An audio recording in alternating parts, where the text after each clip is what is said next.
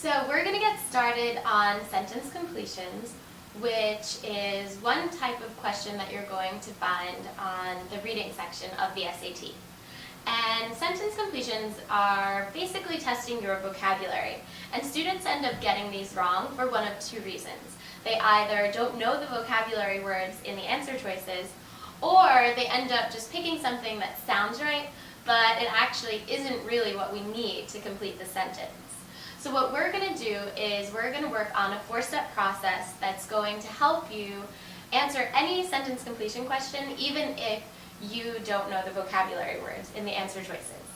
And it starts off with 2 techniques that are based on the sentence. So we're really going to analyze this sentence to get a sense of what kind of words we need to go in the blanks.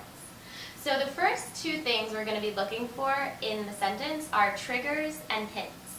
Now, a trigger is something that could be a word, it could be a phrase, or it could even be a punctuation mark that separates the sentence into 2 parts and kind of gives the sentence a direction. So we can have either similarity triggers or difference triggers. A similarity trigger, which is something like and, because, or therefore, is going to signify a reiteration of what went on in the first portion of the sentence. Whereas a contrast trigger, like however or despite, that's going to signify a shift in the sentence and a contradiction. So we're going to see if we can spot some triggers in this first example. So if you take a look at that first example on the first page, it says, despite the fact that it can serve to blank the soundness of an argument, inconsistency undoubtedly functions as a blank rhetorical device in the demonstration of a point. Now, all we're looking for is a trigger word. So if we're looking for something that signifies either similarity or difference, we actually have a great situation right here because this sentence starts with a trigger. So despite is our difference trigger in this sentence. So anytime you see a trigger, you're going to want to circle it. So in this case, we're going to circle despite. Now, before we get into what hints are, I want to just go through some of the most common triggers that you're going to find on the SAT and just make sure that you know whether or not they're similarity or difference, because some of them can be a little tricky. So if you look at that list, we're going to just go through them and talk a little bit about why each one is a similarity or a difference, if it seems confusing. So although is definitely a difference trigger, always signifies a contrast.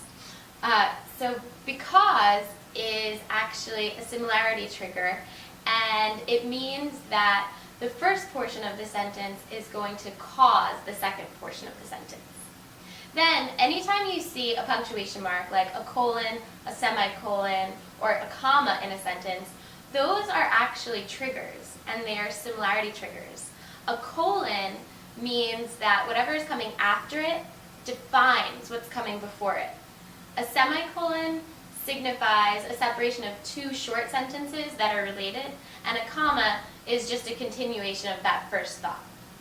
Then we get into a lot of differences. So despite, however, and then formerly and now.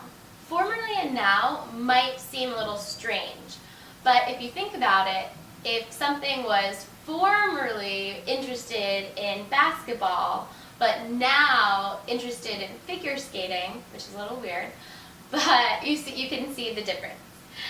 So then the next word is moreover, and that is definitely something that you might not have heard. It's a similarity trigger, and it's similar to something like in addition to.